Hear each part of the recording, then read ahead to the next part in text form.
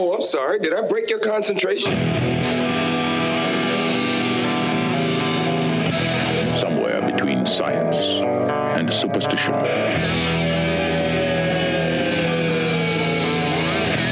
We have such sights to show you.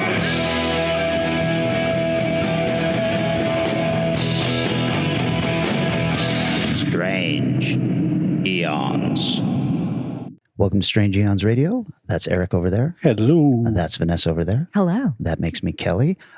You guys might recall a couple weeks ago, I'd pulled out a Instagram picture of a guy who had bought the challenge coin and talked about us being his favorite podcast or one of his favorite podcasts. And I had said, hey, reach out to me if you're someone I know. And he did reach out to me, and he's someone I've known kind of in the Facebook circles of horror and stuff like that. But he sent me a nice message saying thanks for the shout out, and he has a podcast also. Oh, really? You know, just like your mom, Vanessa, has a podcast, and everybody we know has a podcast. Hell, my mom has a podcast. It's hard to download. Oh my God. So I listened to a couple episodes of the podcast, and his name is Andrew Byers. His wife's name is Elizabeth. They've got a podcast called Friday Night Fright Fest, and they kind of do a double feature thing where they talk about movies that would double feature together well, which is kind of what we were doing with Dead Again at the beginning. Oh, yeah. But they're very smart. Wait a minute. So I would say listeners of this show might not look. They don't mention their balls in any episode that I listen to. So, and Vanessa, you know how we hired you because of your looks. Oh yeah, that's great for his wife. Sounds like she actually knows what she's talking about. Oh my God, I have a master's degree. I can bring it next time. Anyway, I enjoyed the podcast very much. The last one that I saw was up is they went through the Fear Street trilogy. Oh, cool. They're quick and concise. They're not as long as our episodes or anything like that, which makes it probably way easier to listen to than the three of us. Rambling on. Right. Awesome. Speaking of rambling on, I don't know. It's a terrible segue. Enjoy. But it's related to what you're just talking about. Buddy Jamie dropped us a little coin for Crypticon, for Strange Aeons Radio.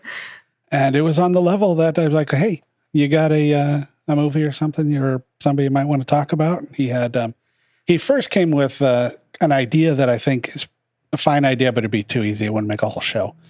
Because he's like, his theory is that Han is actually the hero of the Star Wars movies as opposed to Luke. Like, probably talk about that, but that won't take long. He's like, how about this then? How about an episode about either Jamie Lee Curtis or Lawrence Fishburne? Ooh. Either of those would be super fun. Sure. Yeah, that sounds great. Okay, so we'll think on that and announce that at some point as one of our episodes we'll be doing. I love Jamie. Vanessa, Jamie was kind of Eric and my Bruce Campbell when we first started out. He was the handsome friend who could act, and we just kind of put him in stuff because we didn't know anybody else. Yep. So good. Yeah, exactly. So he's lost his hair, but does he still have this gigantic Grizzly Adams beard going on? He does. He just has a goatee now because he's a massage therapist, so he has to wear a mask all the time. That's got to be irritating. And I was like, no, this doesn't work anymore. He was very handsome, and he had this deep, sonorous voice. And I was just sure when he was starting to go bald, I was like, Jamie, all your hair is just migrating to your chin because it wants to be closer to your voice. This is true. Yes. Beautiful. Very true. Yeah, he's still like 5 pounds away from being ripped. Must be nice. Yeah, no shit. We also got A.G. Hughes and Mike Davis and Jason Weiss. Sorry, it just rolls off. Jason Weiss all sent us stuff this week, so thank you guys very much. Jeez, that's incredible. Participating in the value for value model, which is if you get something out of this podcast and you feel like you want to give something back in return, make that something that means something to you. How does somebody give us money if they want to do that? The best way, I think, would go to Buy Me a Coffee, or as we call it, Buy Me a Pizza. But the website is Buy Me a Coffee. But you can find the link at any of our podcasts. If you open up your podcaster, there should be a link inside our description, and there'll be a link on the website that I post on Facebook and Twitter and Instagram. You go to there, and there's a link down there. So if you're listening someplace, you have a link very close to you. There you go. And don't feel like you have to give us money. The other thing that this value for value takes into account is if you're liking and sharing posts, if you're sharing when we release an episode, if you're just telling your friends, if you're leaving reviews, that is also part of the value for value model. Yes. And we appreciate all of it. It's very huge. Absolutely. More listeners are always welcome. I've seen quite a few new people, new names, sharing our postings of new podcasts each week, and that's really exciting. Got that little battle between Ryan and Daniel, and Ryan seems to be getting you so far, Daniel. Sharing first. I think Danny's on the road, so he can be forgiven for not. You guys, I watched something, Vanessa, that you just watched, and I was like, oh boy. Uh-oh. And I really enjoyed it, and that was The Forever Purge.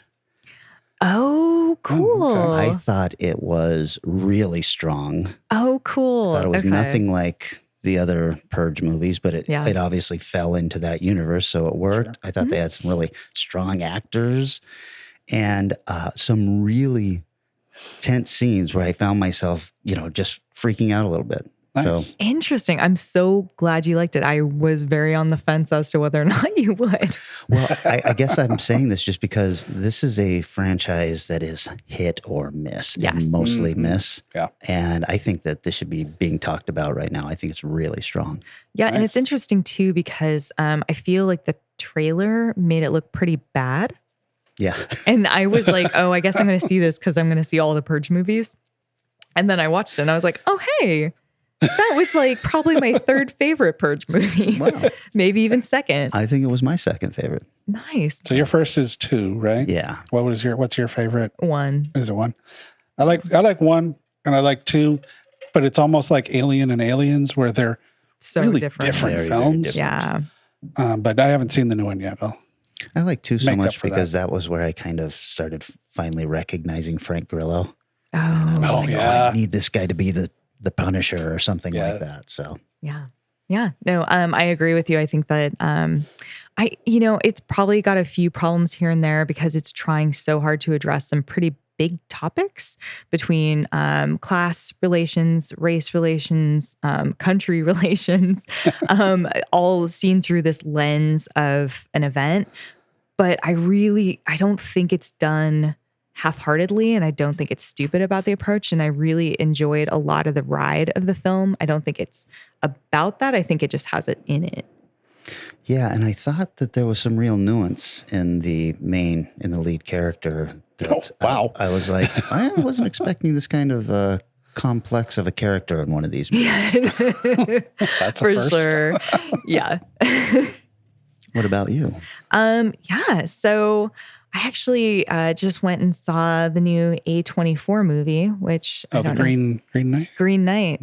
Yeah. Dev Patel is in it. And I enjoyed it, but it was not the movie I thought it was going to be. Oh, really? And kind of the trailer, like you're just saying, the trailer was bad for this one. This one was too good for the movie? It was just misleading because okay. a lot of A24 content that have a trailer like that are actually horror films. Yeah. So Hereditary or, Midsommar, like it felt like it was going to be like that. And it is not. Oh. It is a medieval story. It is a folklore story. And I don't know if anyone out there is familiar with medieval literature and stories, but it's a King Arthur tale with a little bit of spookiness to it, a little bit of indiness to it. And I don't know. I enjoyed it, but it wasn't what I thought it was going to be. I was really excited about the idea of it being a horror film. So I was a little disappointed. I really like Arthurian legends. So I'm curious to see that. I would say you'll like it. Okay. Yeah, it has a lot of really interesting takes on that. The only thing that really rubbed me the wrong way is they do the thing where they're dressed a little too modern at times, and they're Sure. and you're like, I could just go full costume. You're like almost there anyway. Like, and they just up things a little bit so it feels a little bit more relatable. But yeah, there were times where I was like, why are you wearing that shirt? That's really weird right now. Fruit of the Loom. What the hell? I guess they had it back then. They did have fruit and looms. And looms. It's all coming together. Oh, Lord. Yeah. Anyways. I've seen on the internet a lot of hate for it, though. Yeah. Like I said, if you aren't into medieval lit or any of that, like I did a whole class on it in college. So I was like, oh, fuck, I think I studied this story. So that was really engaging and interesting for me. But if you're not into that, you probably won't like it. I'll probably be okay because my impression of the trailer was more that. I just thought they'd up the horror action element, but they were telling the story. Yeah, it's the story. Okay, cool. Yeah. I saw, very mixed reviews about it. Yeah. And the people who liked it, not that you're doing this at all, Vanessa, but the people who liked it are doing that nerd thing that I hate. Well, if you knew anything about Arthurian legend, you might realize that this is a very true to the source material story. I feel a little put on the spot, but I will say it is not true to the source material because the source material is like 3 lines of poetry. It's it's basically like, let's take this story that has almost no detail and fucking fill it into the brim with what we think might be interesting. Who's the director of this? This is somebody's second or third film. I cannot remember. I think that was what drew me to it. But everything you're saying is pushing me against it, and I will just watch John Borman's Excalibur again instead. I have not seen that. It's really good. It's over the top, but it's a fantastic telling of Arthurian legend. I mean, speaking of double bills, just do them back to back. There you Sounds go. great. And with Excalibur, though. Your comment there about geeks and their reaction, I came across a Leonard Nimoy quote today that falls right into that I totally agree with. Canon is only important to certain people because they have to cling to their knowledge of the minutia. Open your minds, be a Star Trek fan, and open your mind and say, where does Star Trek want to take me now? Oh. Ooh. Love that. Damn. Fucking Nimoy was so amazing. So, but what did I watch? Well, I watched a lot of Portland Horror Film Festivals this last week. Oh, yeah. Cool. And so one of the ones I watched was called Merrill, I think is how it says, or Merrill. Boy, it was almost really good.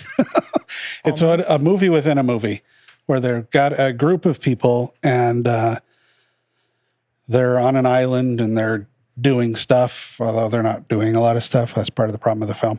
And then it cuts to the film crew behind and things start to go. And I wish they would have centered more around that, because when they pull back to the film crew and the things that go on, like they have problems with seemingly military people on the island saying they can't be there and some other things. And that story is really interesting. Yeah. And the story they're telling in the movie is a good short story.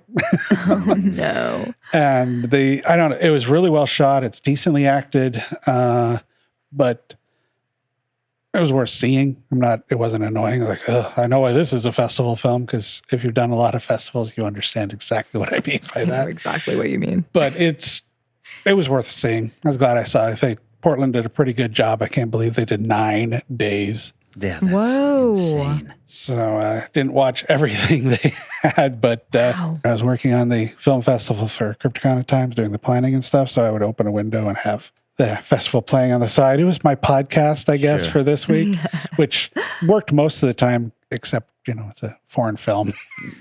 Yeah. Okay, Got to read. for a little while here. Yes. I actually know that life because we're putting together the Anderson Island Film Festival. Oh, yes. It's the 3rd version of it, 4th year of trying to do it. And I was also spending the week watching a lot of films that are not relevant to this podcast at all and trying to do work at the same time and being like depressed constantly. All of the films that were suggested, I was like, I just want to like curl up in a ball and die. Yeah, that goes to when somebody sees a movie in the theater. Like I was behind a couple at not John Carter of Mars, but that's what I call it. And they stood up and said, "That's the worst movie I've ever seen." I'm like, wow.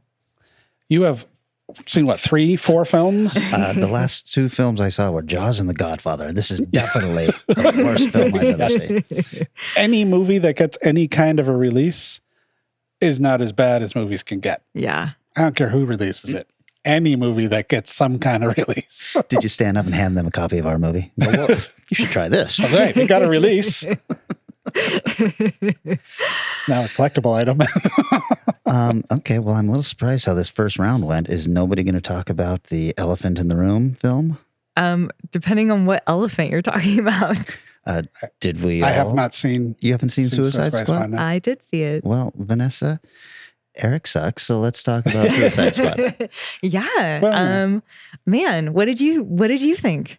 I mostly liked it a lot. Mhm. I thought it had some really great moments in it. Felt very James Gunn to me. Yeah, that There was you go. exactly what I said when I left. I was like, this is a real James Gunn picture.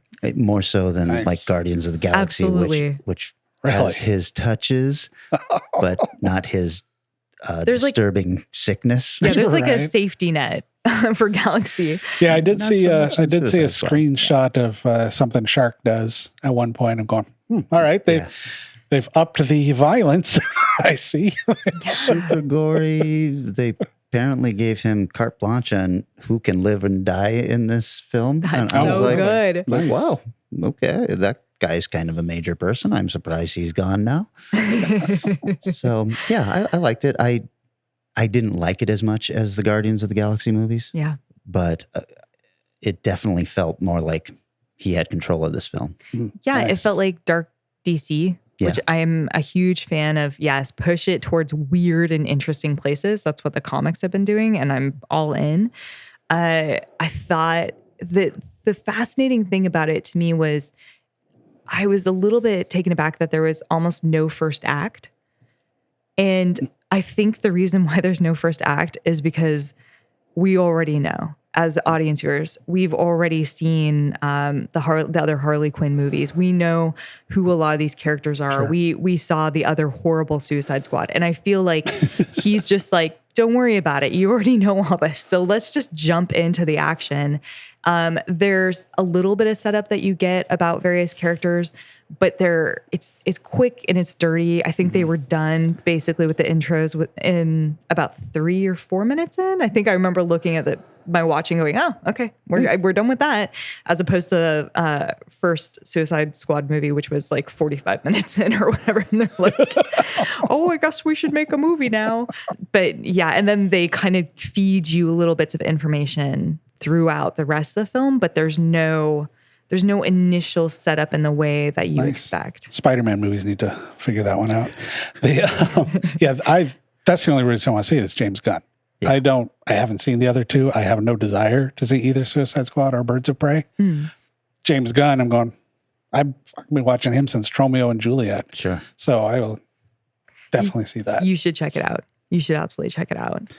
Did you see it in the theater then? I did. Oh, okay. Yeah, I just took Nice. advantage of it being on HBO Max. Oh, sure. Yeah. No charge. I was, I could have seen it that way and decided I wanted to get the hell out of my apartment. Oh, sure. So that was Tired of your man already, huh? He went with me. Okay, that's We're good. both tired of the apartment. We're trying to make it look good, and that's exhausting. So I don't know what you're talking Yeah, I about. yeah, I know. I see you have the exact same problem as I do right now. Just looking around, I'm like, oh yeah, you're hanging art. I just spent a day hanging art too. Yeah. It sucks. Yes, it does.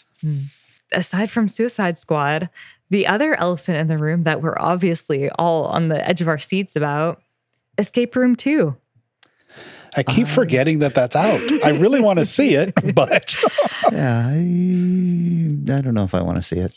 I thought you liked the first one. I did. Oh, okay. That's probably why I don't necessarily need to see a sequel to it. But you tell me what you thought, because I think we had the same problem with the end of the first one. Probably. You know what? It is a fun roller coaster ride with very little plot.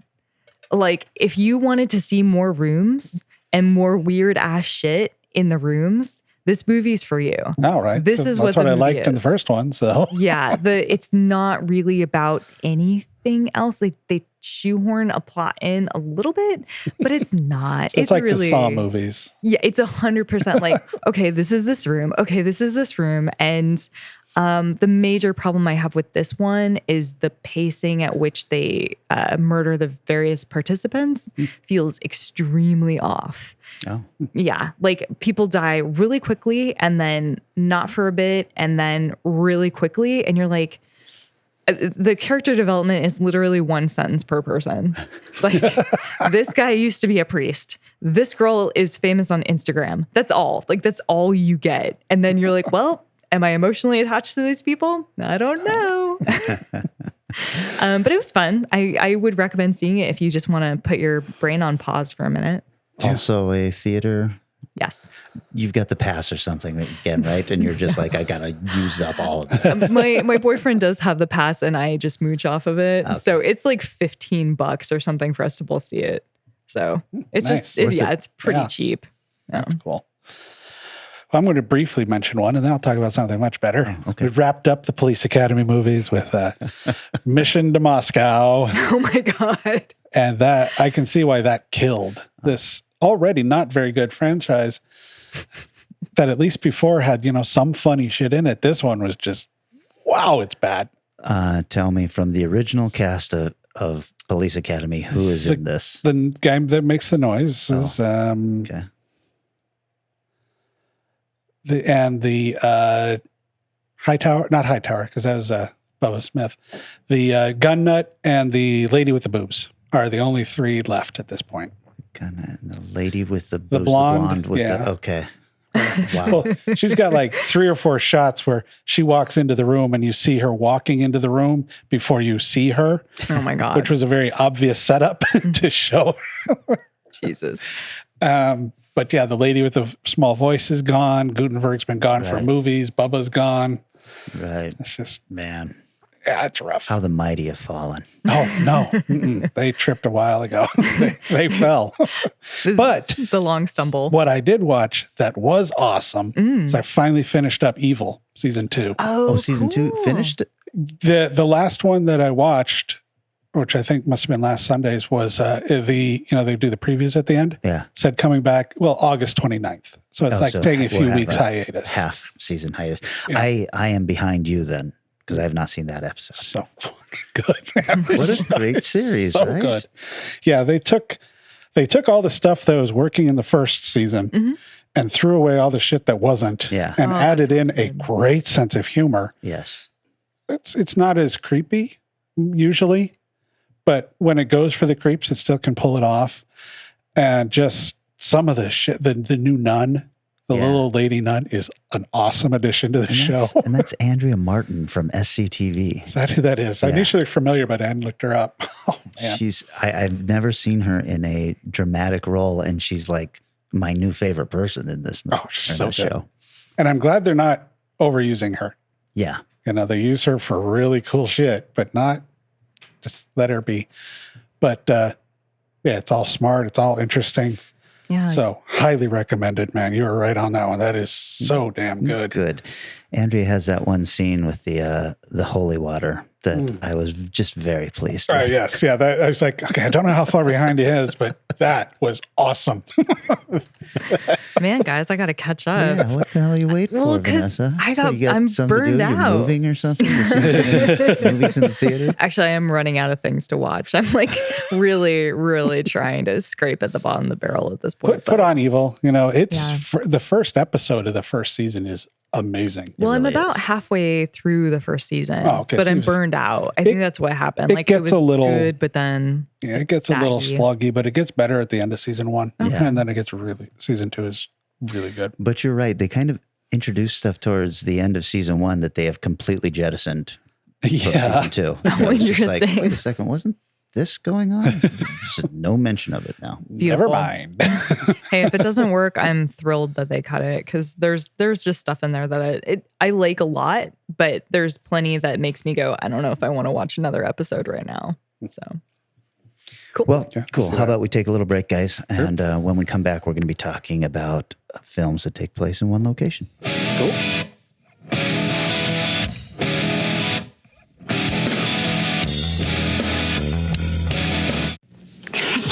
Guess what? What? Can you keep a secret? Maybe. What is it? Come here. Look. Wow. See? Isn't it neat? What is it? I don't know, but I found it first, so it's mine. What's that up there? Is that cheese? Could be. It sure looks like something to eat, doesn't it? I wonder how this works. Hey, don't touch it if you don't know what it is. Why? What's Well, wrong? I'm not sure. I just think that if we don't really know what it is, we shouldn't touch it. It might hurt us. Well, then what should we do? I know that some things are okay and some things are not. And I think if we don't know, we should ask. Ask who? Somebody who knows about stuff like Oh, you this. mean like Mom or Uncle Fred? Yeah, or somebody else we trust. We don't have to be afraid, but we do have to be careful. Just because somebody leaves something lying around doesn't mean it's okay for us to play with. Well, I found it, so I get to tell first. Hey, wait for me. Race you home. A message from Concerned Children's Advertisers. And we're back. Eric, this was your Yes. subgenre pick. Yeah. Why don't you tell us again what this is really all about? Pretty much the idea is just one room, one small, kind of smallish location. And, if you got to travel to get there or something, that's understandable. I believe this was suggested by a couple, like maybe even a year or so ago by one of our listeners in Hong Kong. Oh, I didn't know really? that. If my memory is correct on that, thank you. If not, hey, well, thanks for listening. Wow. That's awesome. I didn't know we had listeners in Hong Kong. Yes, we did. Oh, hello, Hong Kong. So, and the other reason for this is because I was shot down using the movie I wanted to talk about for one of our other I'm subjects. sorry. Okay. I wanted to actually see that movie and it didn't quite fit. Now I've seen it. So No, okay. yeah, I guess you can talk about No, all right. Thank you. So the movie I picked was 2010's Buried.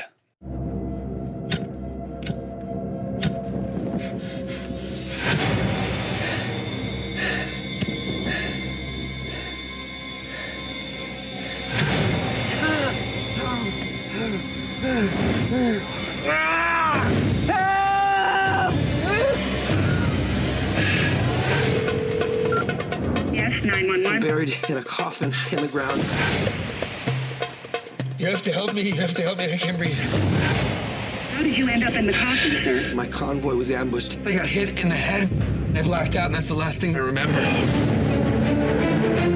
being held for ransom. I need $5 million. Probably left to die here. Okay, Mr. Conroy. Wait, hold on. Wait. How do you know my name? What's going on right now? Where is money? I need more time. I'm begging you. Let me out of here, and I promise you I will get you the money. No.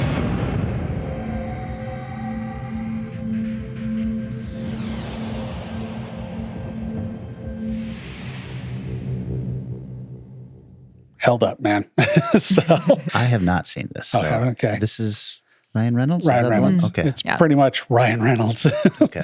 It's a rental available for rent. Rotten Tomatoes critics at 87, audience at 75. So well liked. Budget was approximately 2 to 3 million, depending on who you talk to. It didn't do great in the U.S. It only did $1 million here, but worldwide it did 19. Oh, nice. So it definitely made up for America. Directed by Rodrigo Cortez, who's done Red Lights, The Contestant, and Down a Dark Hall. Spanish director. Writing credits, Chris Sparling, who did An Uzi at the Alamo, which, I kind of want to see what that's all about. ATM, which I have seen, and I think Buried is definitely a step up from ATM. Okay. And he's got 2 in pre-production right now. So Ryan Reynolds, heard of him? Who's this guy? Well, he's done a lot of TV. Oh, I've seen him on those phone ads. That's right. That's right. Probably best known for Blade Trinity and the Amityville Horror remake, which he had a fantastic beard. He's currently in pre-production of a remake of Clue. So I'm curious how that's going to turn out. Interesting. Yeah, I wonder if he'd be playing the Tim Curry role. That might be fun, but I don't know. Also, these a couple other people are mentioned here. You never see. He is the only. Well, you see one other face, but his is the only physically present person you see in the entire movie. Luis Garcia Perez was in Ways to Live Forever, Queen's Wolf, and Robert Patterson, Faust, Red Lights, Nocturna. There's a few other names like Stephen Tobolowsky, you know. Am I right? Right. From Groundhog's Day. Okay. Silicon Valley, 277 credits. So and he's actually distinctive enough in his voice that when he talks, you go, oh, there he is. And then Samantha Mathis, who is the lead female in Pump Up the Volume, Clove Hitch Killer, Super Mario Brothers, also very recognizable. But again, these are all just voices with Ryan Reynolds, the only the only screen presence you get. Wow. It's got a neat opening credits, I think psychologically kind of sets up the movie in an interesting way. Very heavy, like 60s graphic style, that late 60s kind of heavy graphics look. But the whole thing is going down. And at times you see like you're going through dirt or something, but the entire opening credits make you feel like you're going down. Which I thought was very smart. Part of the reason I really like this movie is because to that point, Ryan Reynolds has sort of just been this goofy little goofball. He was the guy who was in the movie that said all the one-liners and did all the shit like that. He's a badass actor in this movie. He is so fucking good. From start to finish, he is the reason the movie works. If he wasn't any good, this movie doesn't work at all. So after the credits roll, it goes to complete darkness. And then you kind of start to hear little noises and things, and it opens up with a real close shot on his eyeball with a Zippo lighter, lighting the scene up. So it looks very cool. This is not for anybody who's claustrophobic. Oh, Lord, no. The movie runs about 10 minutes before anyone says anything, because, you know, who's he going to talk to? Then spends, plot-wise, there's not a lot to talk to, but there is a lot of information as far as notes and trivia I'll get to. But he spends most of the time at the beginning of the movie, trying to figure out what's going on, where he may be, why the hell's he in a coffin. He has a phone that works, which I'll get into in the notes and trivia. And he does explain that he's, give away a little bit of it, he's a civilian contractor in Iraq whose convoy was attacked. Starts trying to call people and doesn't go particularly well. His frustrations and things. And basically the movie's a lot of him trying to get out. One of the amazing things this film does is pull off keeping all that shit suspenseful for 90 minutes. It's a fast moving film. It feels like a lot's going on, even though very little is going on.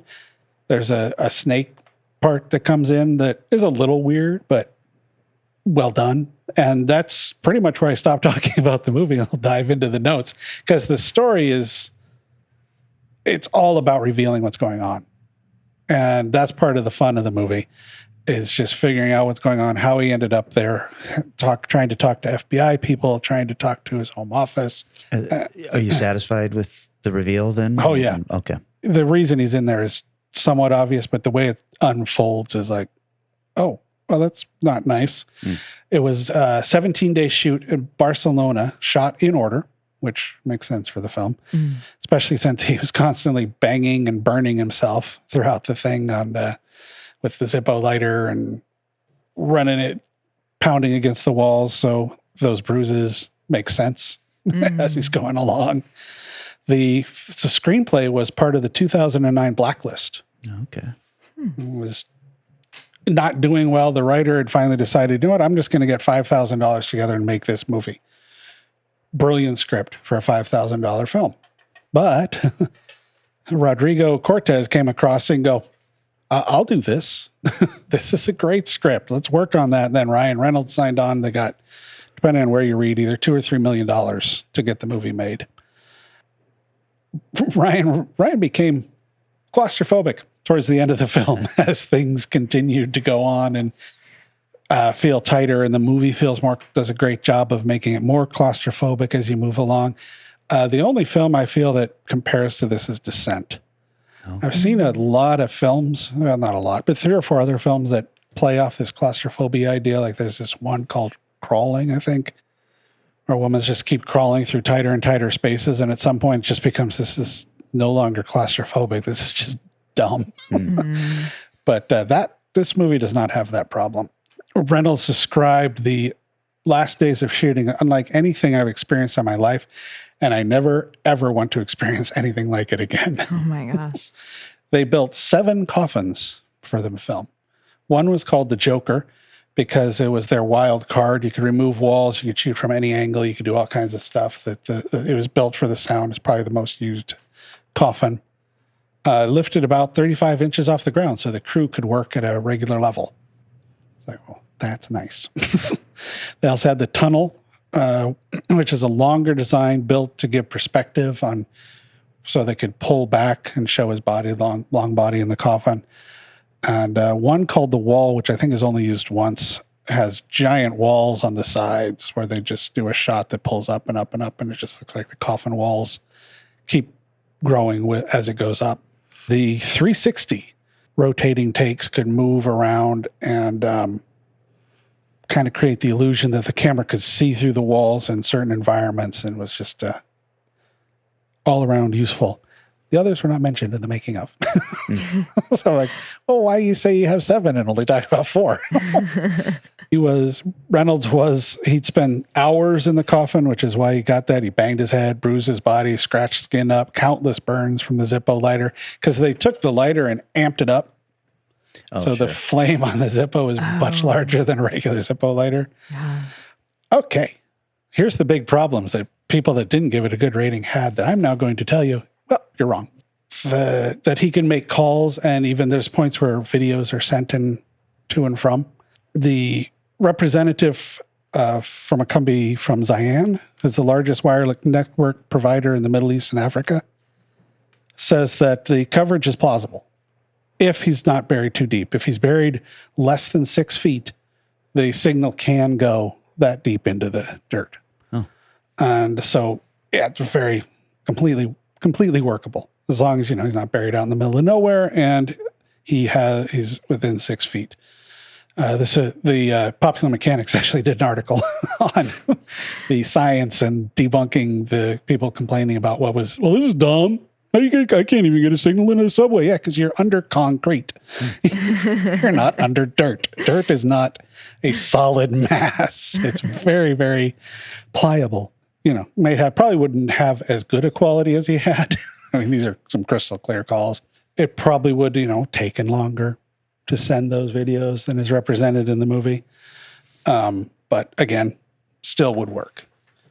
Let's see. The other side is, would you have air after that time? Yes, apparently you could, maybe. There were some studies done that were rather distasteful and disturbing, involving animals, shall we say, in like the 1800s, to test how long somebody might survive in an enclosed area, like a coffin 6 feet underground. In theory, he could last the 94 minutes of the movie. Not necessarily likely. The Zippo taking oxygen would not be significant enough to really make that much difference, apparently, for the breathing. Oh. The bigger problem would be the CO2 buildup from his exhaling. But it is at least plausible that he could survive. So the movie occurs in real time then? Yeah. Oh, okay. Yeah. We all know, you've all heard those stories of somebody who survived this amazing thing, sure. And 90% of the time they probably would have died, but this is plausible enough that he could have survived that 94 minutes. So to all you debunkers, you're wrong. So The film held up so well. I was worried it's like, okay, maybe it's just because I was so surprised by Ryan Reynolds actually acting that I just was blown away by that. Nope. Suspense is still good. It moves at like I said, an amazing pace. The roller coaster ride of following an actor works really well on this one. He doesn't seem to when he gets angry, you're completely on board. It's like, yeah, I can see why the hell you're angry right now. Mm-hmm. And then when he calms himself down, it's like, all right, okay, you're doing the right thing. It just works. It's really, really well done. It won Best European Feature Film of the Year at some Strasbourg Film Festival. So Ryan Reynolds won the Fangoria Chainsaw Award for Best Actor. Wow. That year. Many different festivals and some larger like Spanish, not Oscars, but like maybe Golden Globe kind of awards. 18 nominations and 9 wins for various things, including the film itself, writing, directing, editing, acting, and the score were all nominated or won. The score is really good because it's incredibly subtle, which if it wasn't, wouldn't work in this film. Hey, Roger Ebert liked it. I take back everything I said about you getting cancer, Roger. Oh, Jesus. 3.5 out of 4 stars. Says the director behind this behind this diabolical Hitchcock-influenced narrative stunt makes merry mischief with Carrie Angles and lightning, which is true. Wow. Peter Travers of Rolling Stone, however, is an idiot, awarded the film 2 out of 5 stars. 90 minutes of being buried alive with Ryan Reynolds. Didn't we suffer that in The Proposal?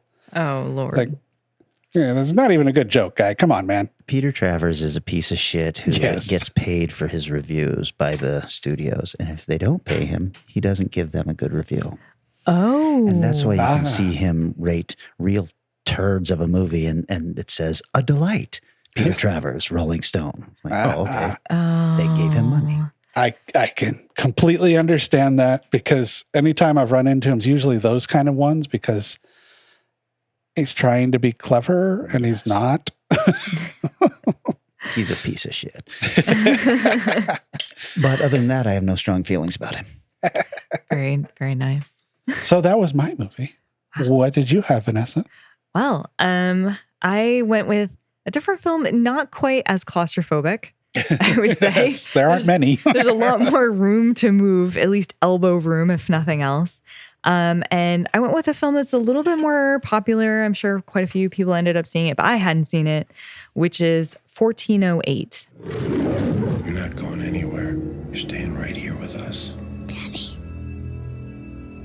Everyone dies. When Mike Enslin lost his daughter, the afterlife became his obsession. You probably want to hear all about our haunt history. But after years of searching, he no longer believes. So you're saying there's no such thing as ghosts? I'm saying I've never seen one. Nothing would make me happier than to experience a paranormal event.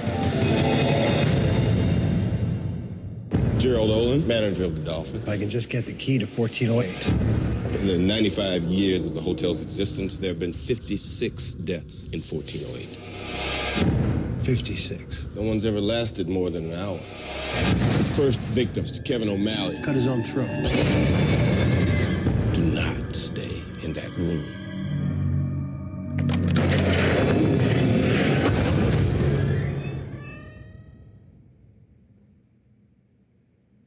This is it. Hotel rooms are a naturally creepy place. It does have the vague air of menace. Nobody lasts more than an hour. You're gonna have to try harder, Olin!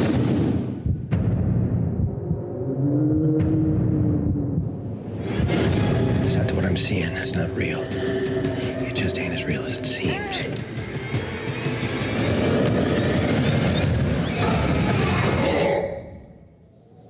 Holy. Get a hold of yourself. O'Malley. Based on a story by Stephen King. Did you call the cops? They're in 1408. The room's empty. I'm gonna die. I warned you about 1408.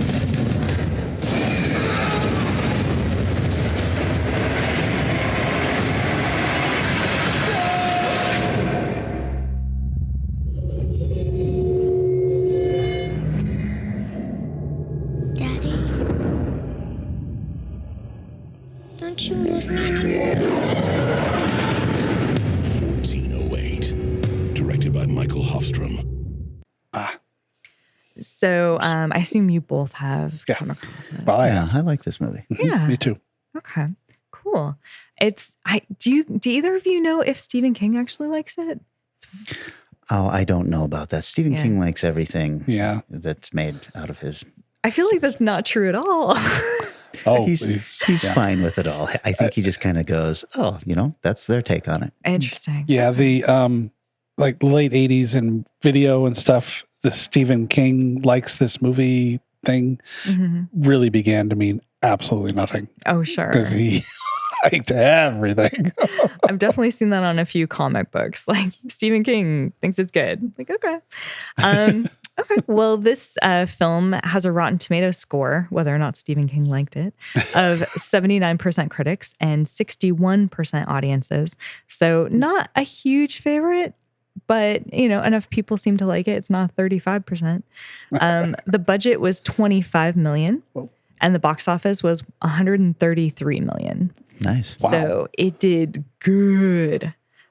Really interesting crew behind this. The director was Michael Hafstrom, who's Swedish. So hasn't done a ton of American projects. He's actually only directed 20 movies, including 2003's Evil, 2011's The Right. I always like your only, and then you say like 30 films or 20 movies. Like he's only directed 20 movies. I mean... Eric, he's only 42 years old. Okay? He's only had time to direct 30 movies. I guess because we have so many actors that are like 175. Well, sure. I think the numbers in my head just start to go, you've been in 11 or you've directed, you've produced. I don't know, man. That's not a lot. Jeez. It is more than I have. Thanksgiving must be uncomfortable there. Oh, on your 11th film? Rough. Basically, you want to go and learn how to make shoes because Donald Pleasance has done over 250 movies. What are you wasting your time? Director. Fine. Well, a movie that you would have heard of that he directed was Escape Plan.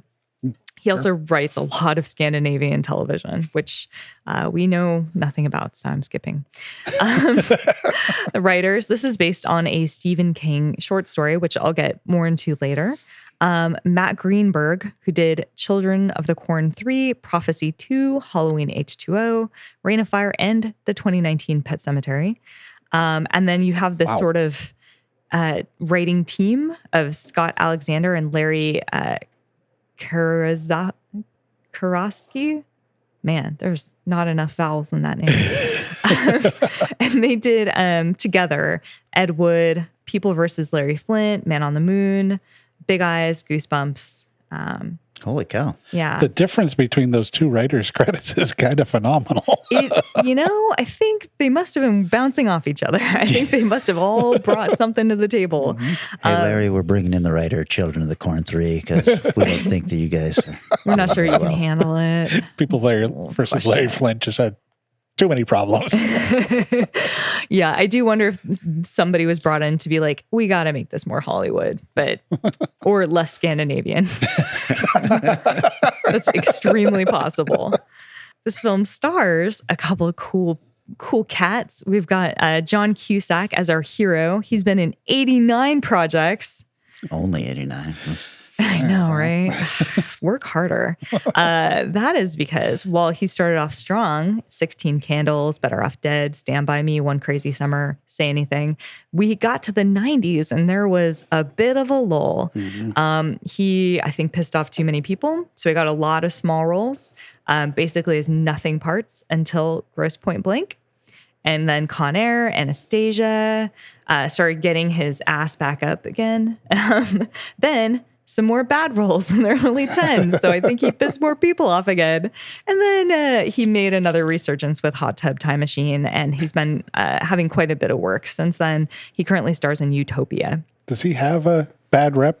I'm not familiar if he does or not. He had a horrible alcohol problem. Oh, okay. And That'll do. that was, he kind of screwed himself out and then he moved away.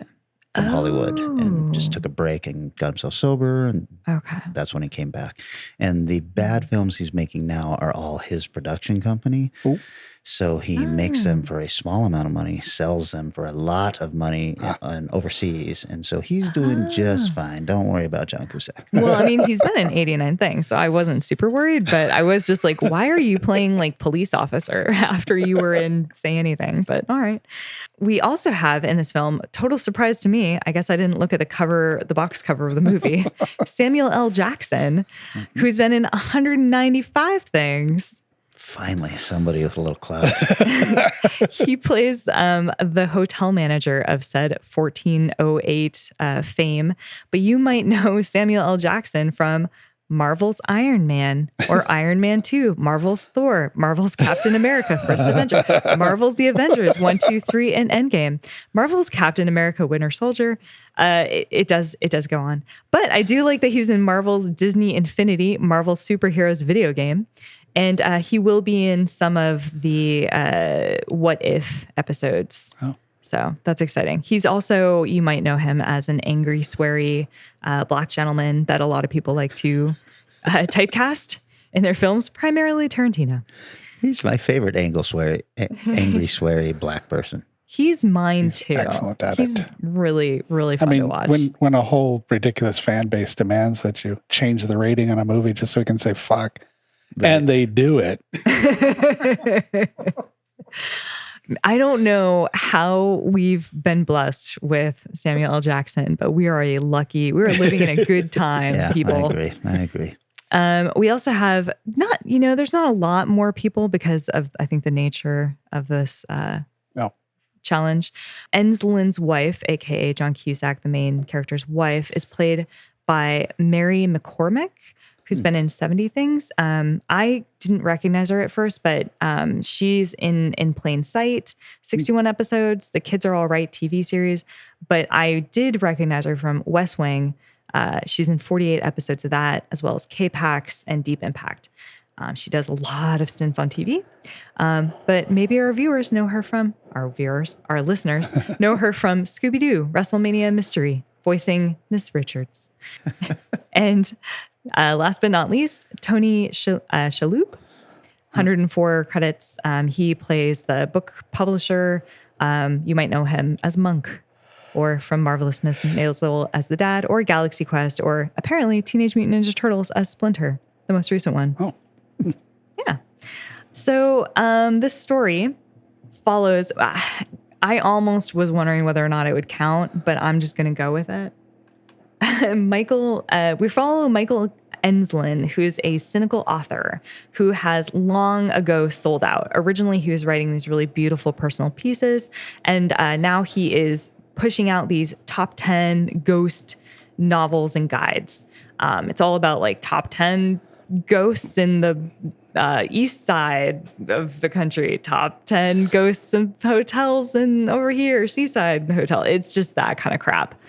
But one day he receives a really interesting postcard that says, "Don't enter 1408." And on the flip side, it shows a picture of the Dolphin Hotel. So he immediately is like, fuck you, I will.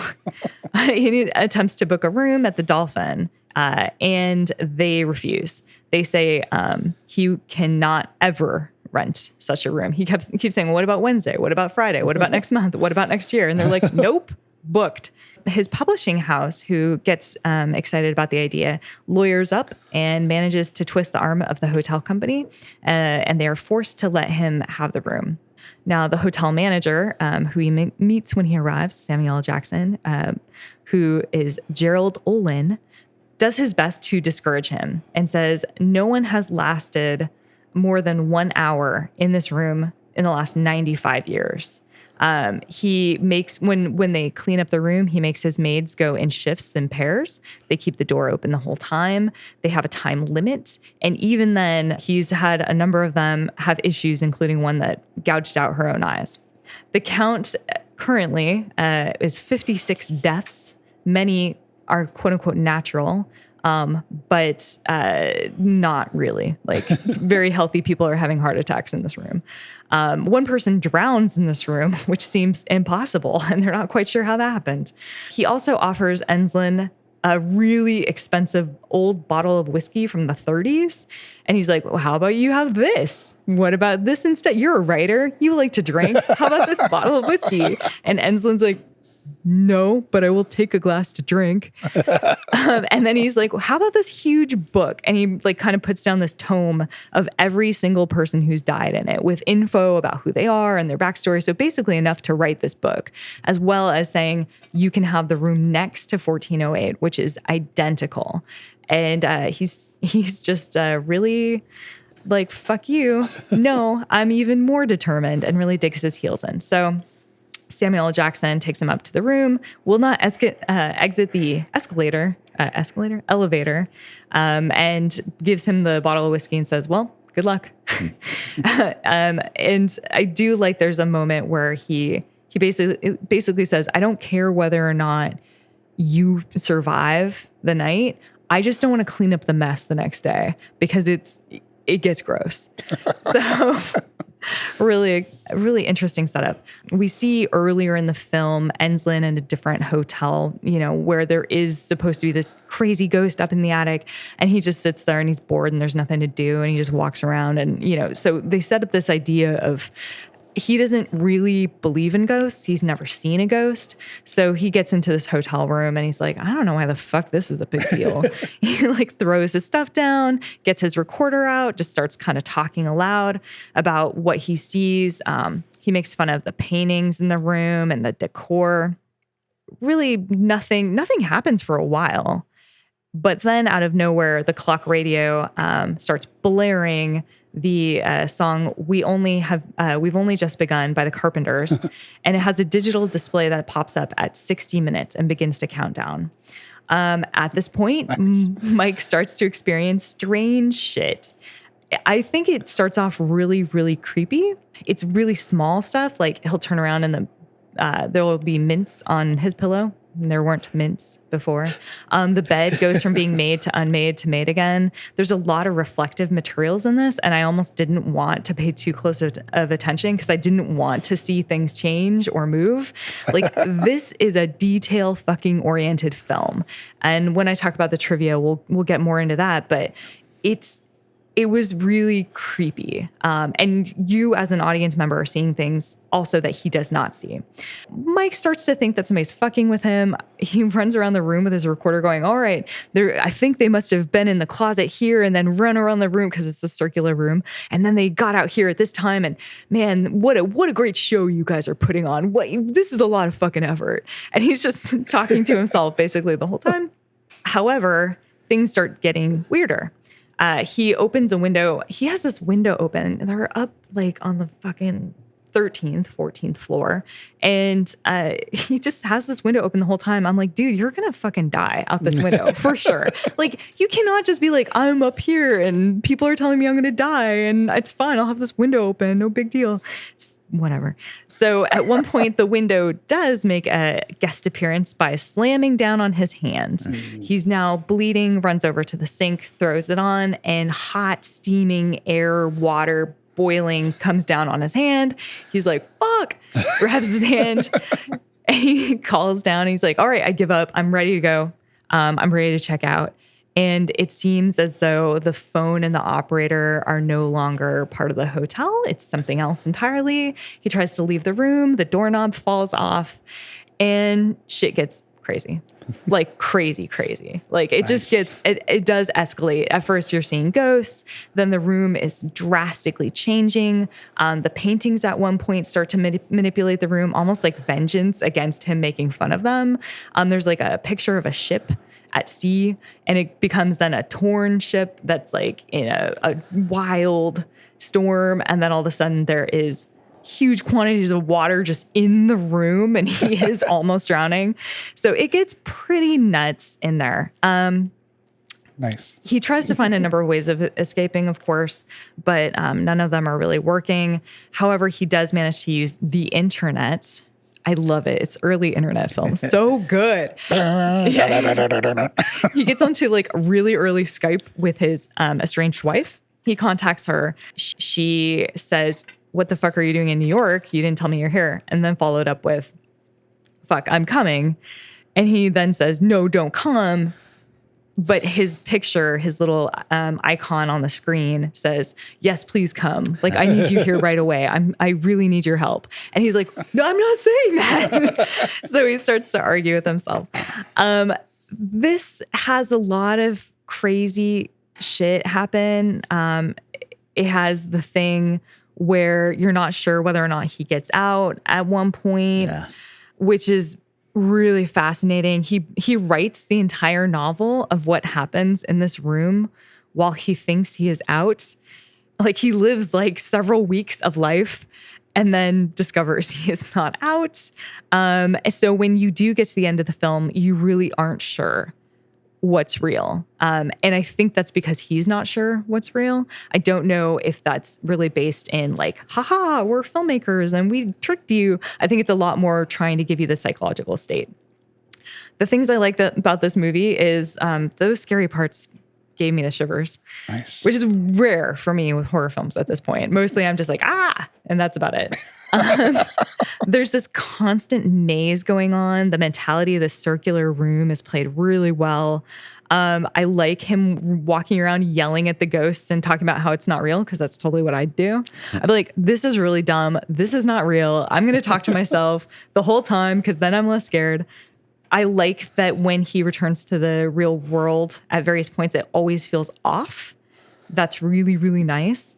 Samuel L. Jackson's fucking fun. He's really fun. He plays a great character in this, because I think I'm so used to seeing him as like the loud, big personality, seeing him as more of a like distinguished manager who's just like, hey dude, I'm going to be real with you about this.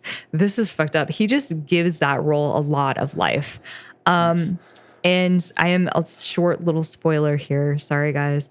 In one of the times he thinks he's gotten out, there's an amazing moment where he's in the post office and all this, there's construction going on inside the post office. And this is when he's like going to mail his manuscript off to his publisher.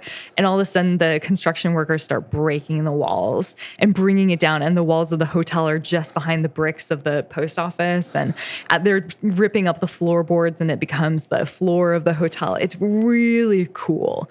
Really fucking cool.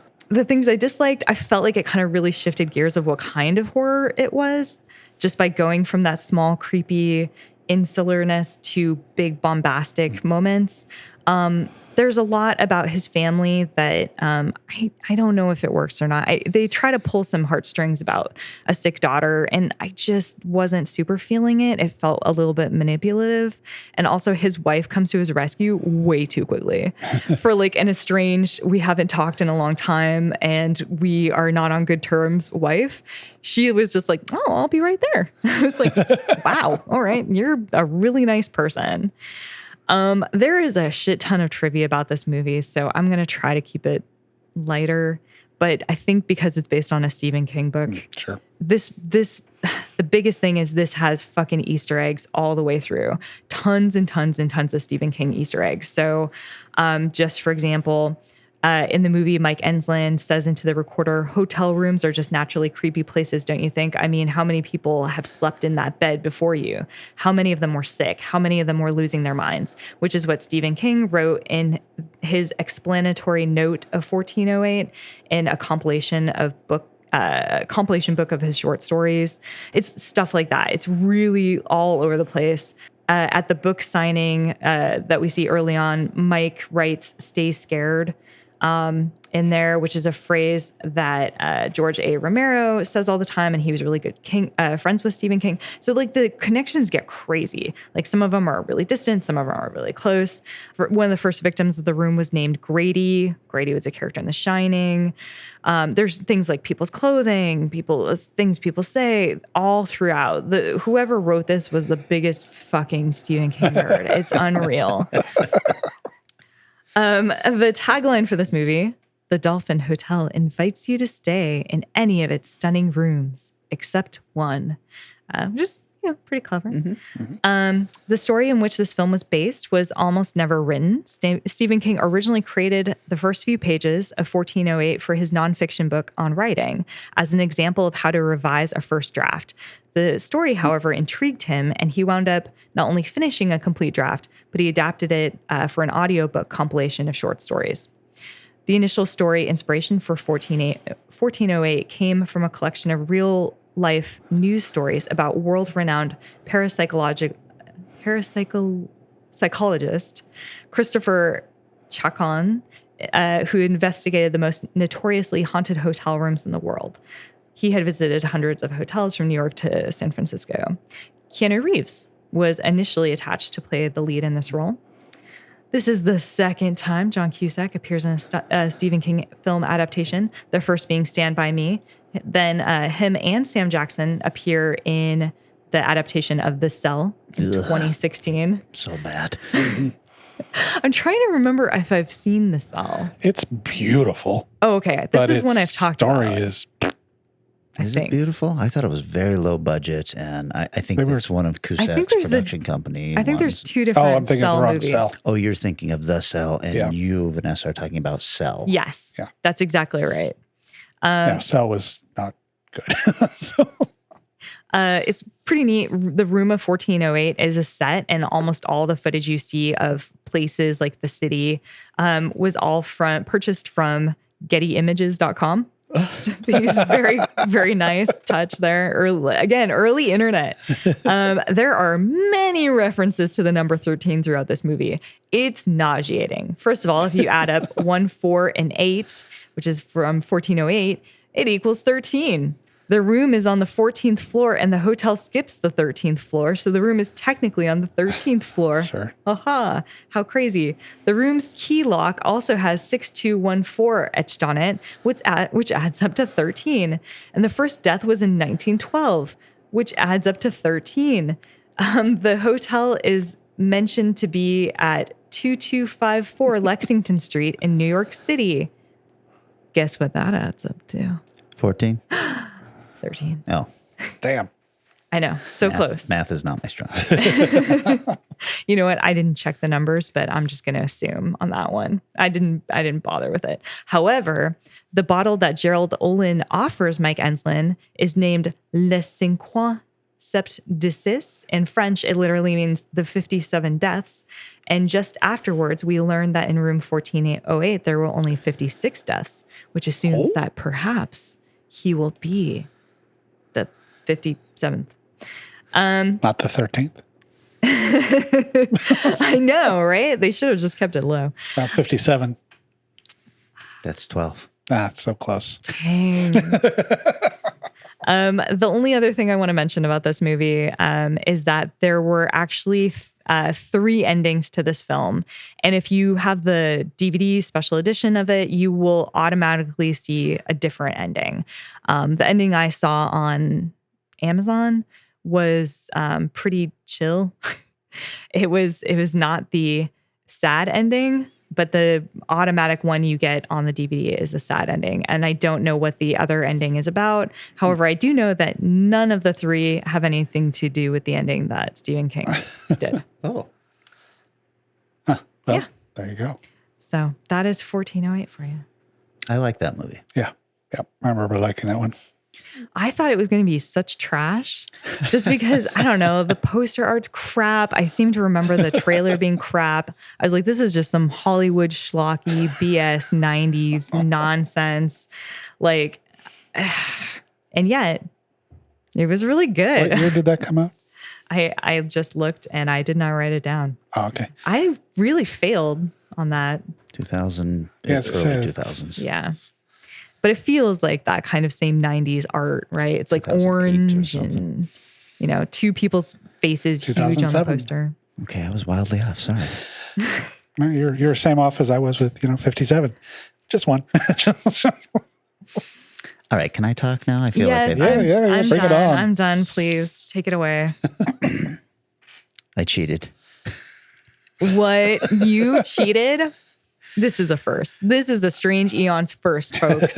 Mark your Kelly calendars. Cheated. When Eric first suggested this last week, he was talking about claustrophobic and stuff like that. And I was like, you know what? I don't like claustrophobic films because I have a touch of claustrophobia. That'll do it. Yeah, So don't watch I Buried. chose from 2008, The Ruins. So, what do you guys think? Ancient Mayan temple off the beaten path? I want to go. I'm in. 1,000 years ago, This feels weird, Jeff. Why won't they come near us?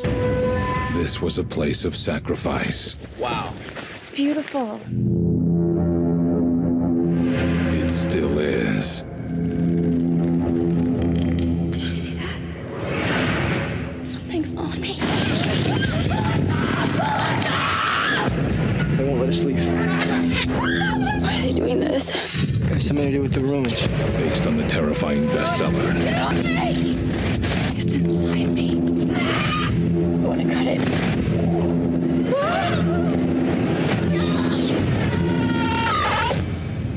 The Ruins. I'm not okay. I keep saying I'm okay. I'm not okay. Why won't you look at me?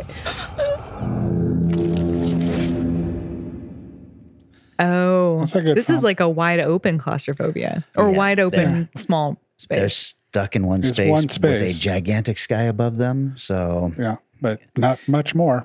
well, 2008 had a budget of 8 million and a box office of about 23 million worldwide.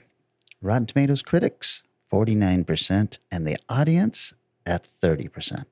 Wow. Really? Ouch. Kind of surprising Yeah. because I Yeah. really enjoy this movie and everyone I've talked to really enjoys Yeah. it. So, I remember seeing it in theaters and thinking it was fine. yeah. Yeah, I liked it. Weird. Directed by Carter Smith, who has done a bunch of music videos, and he did the the Hulu series Into the Dark. He did the episode Midnight Kiss, and he is in pre-production on a film that is getting a lot of buzz right now called Swallowed. Huh. Written by Scott B. Smith. As far as I can tell, no relation to Carter.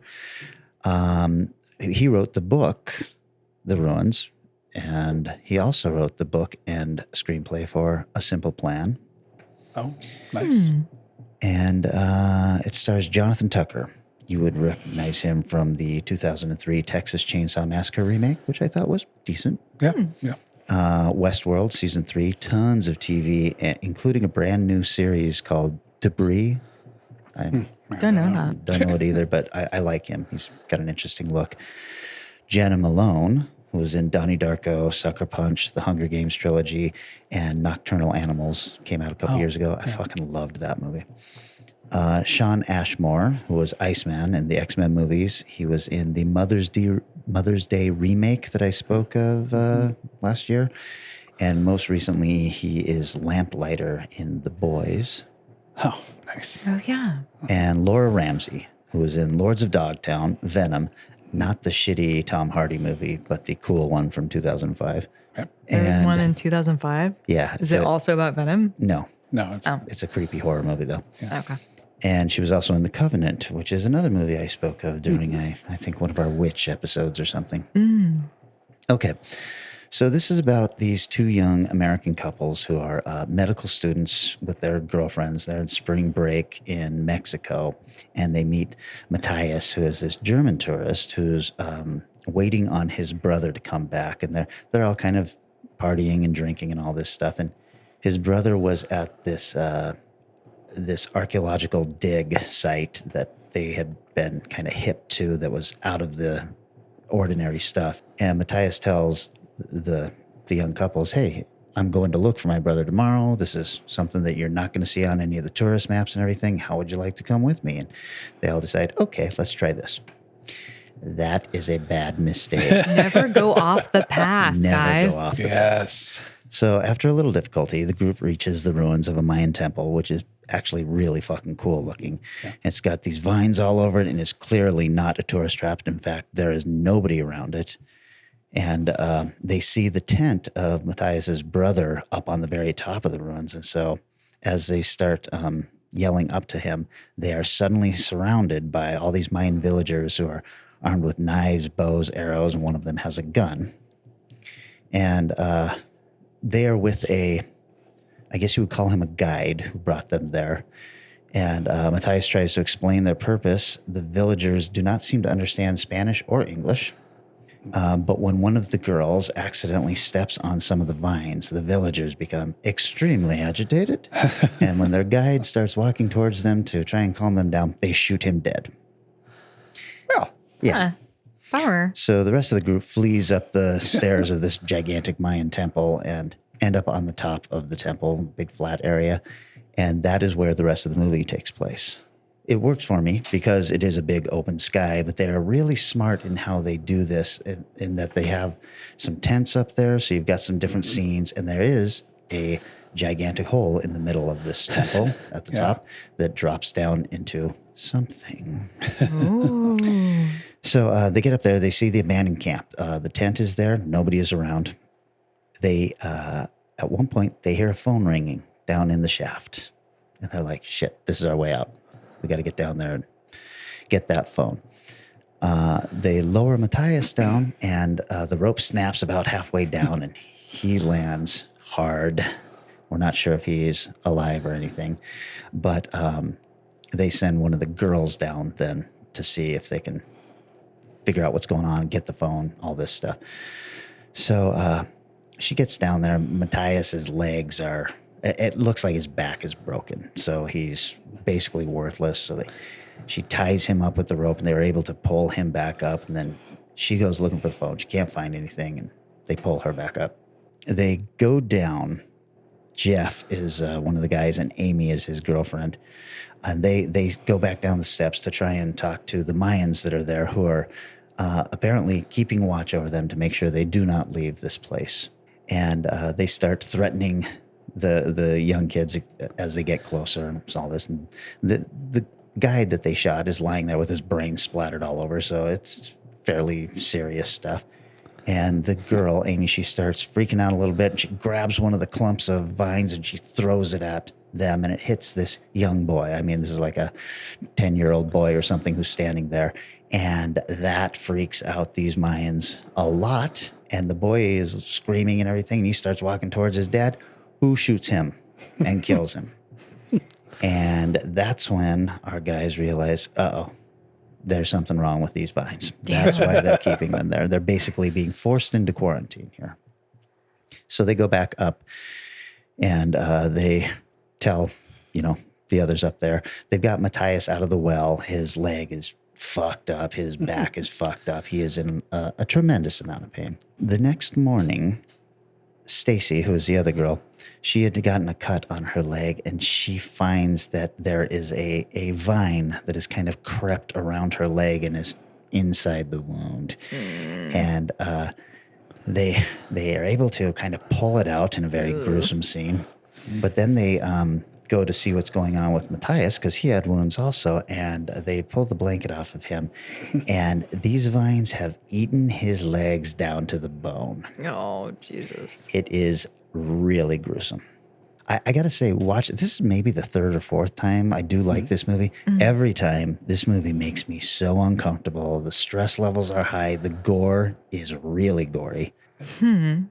They realize that oh my God, what's going on here? So they try to get the vines off Matthias. They're just too wrapped around him, too strong. They're inside of him and all this stuff. And then they start hearing the phone again down in the shaft. And they're like, this is our only chance. We have to get down there. So the two girls go down there. It has to be the two girls because the rope is not strong enough to hold the men. And they get down there, and we're getting into spoiler territory. This is really the part where the movie starts taking off. But if you don't want to know, too bad, because this is what we do on this podcast. It's been out for a while. It has been. They get down there, and they actually find a phone down there.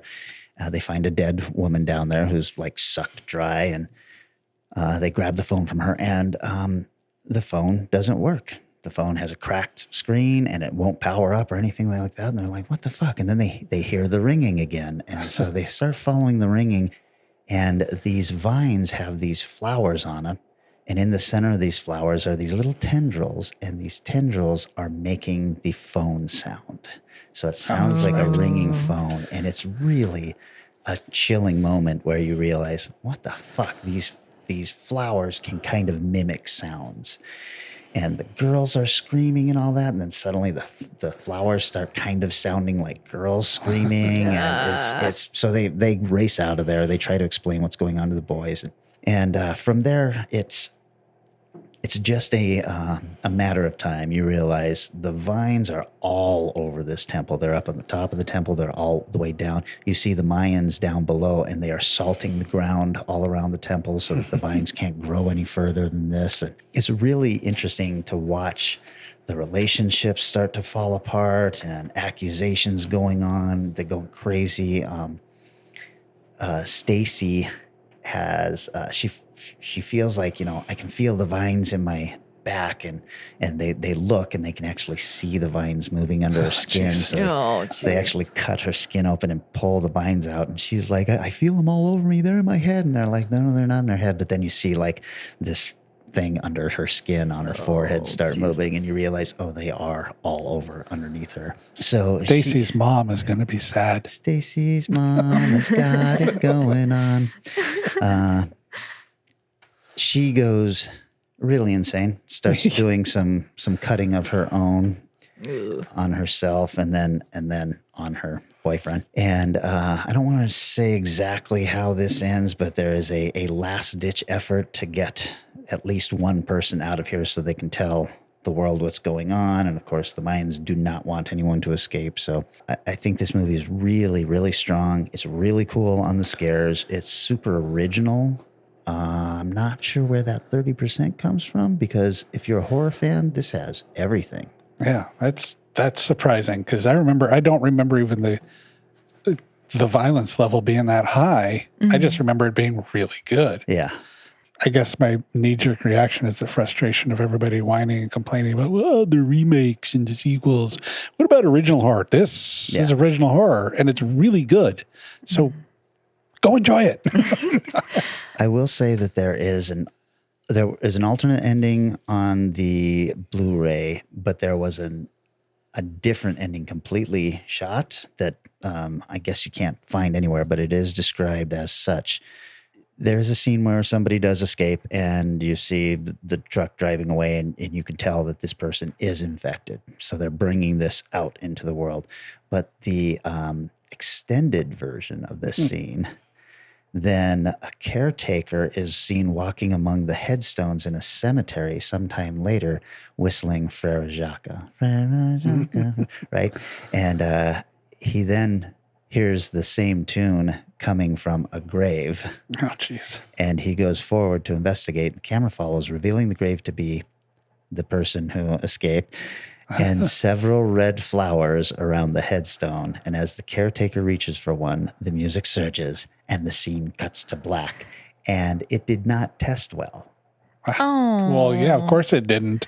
It's a normal horror dark, film ending. nasty ending. Yeah, I don't know. When I read that, I was like, God damn it, that's a way better ending than we got. That's really good. The unrated version basically, or not the unrated, but the theatrical version basically shows us the person escaping, and that's it. The unrated version gives us the scene of showing them being infected.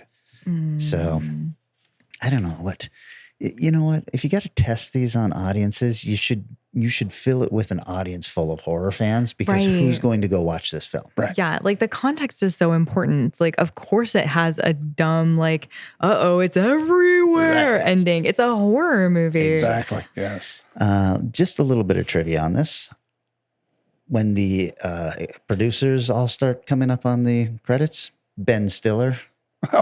Okay. Oh. Sure. Huh. And it is his production company that put this out. Wow. And he was involved with this film because he is a friend of the novelist, Scott B. Smith. And so he was reading the book before it was finished and before it was even published. And he bought it before the story was published. That's super cool. Which also goes into this one. Then the director, Carter Smith, had just purchased a copy of the novel and started reading it when he got the phone call offering him the job to adapt it. You've read it, right? I have not read it. Oh, okay. I have not read it, but I should. I have heard that it is quite a bit different and that the ending of the book is really dark. Carter Smith has said, if we tried to film the ending of the book, everybody would have just hated us of how dark this movie is. Sure. I don't know. I just thought it was neat to see that Ben Stiller was listed as an executive producer on this. I always go to the concept, if you're really worried about being a really, really dark ending, The Mist made it out there. Yeah. And, so come on, you can go for it. The movie my mom will never forgive me for forcing her to sit through.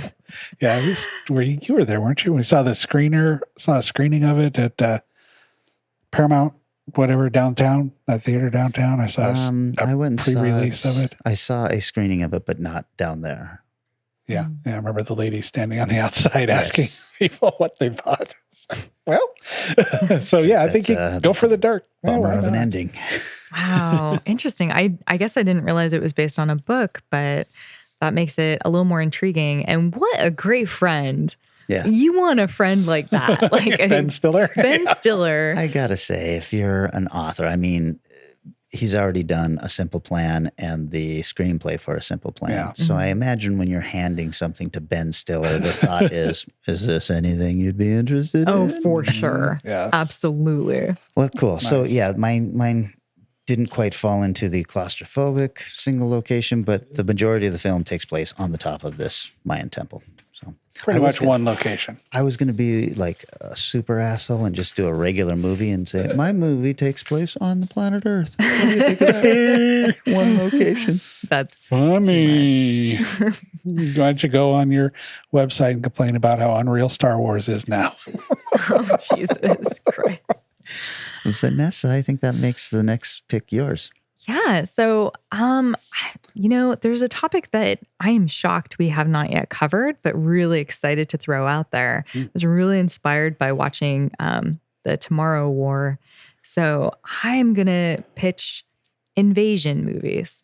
I'm doing Invasion USA. Before anybody can say anything else, Chuck Norris and I are doing Invasion USA. That has a scene that has bugged me since I was a kid. Have you ever seen Invasion USA? Remember the beginning when they bust the cocaine and some lady's got a straw up her nose with the cocaine and just hits on the back of the head? No. Oh, I forgot about that. Okay, never mind. I'm taking that off the table. It would be nice if it was like bugs or aliens or, if it was a genre film, that might be great. All right. Chuck Norris is a genre, just like Nick Cage is a genre. I know, but he's not the genre that I want to talk about. All right. Well, okay, let's do that next week. As usual, big thanks to everybody participating in that value for value model. Right. It has blown us away, the response to this. So yeah, it is. It's incredible. And so that's it, guys. How about we get back here 1 week from today and we do this all over again? Okay. Sure. All right. We'll see you guys then. See ya. Our show is recorded somewhere high above Naval Station Everett at the nexus of all realities and is engineered and produced by Eric Margaret. Our theme music is Strange Aeons Part 1 by the band Nightshade and is used with permission. Find Strange Aeons Radio on Facebook, Twitter, and Instagram, and wherever fine podcasts are found.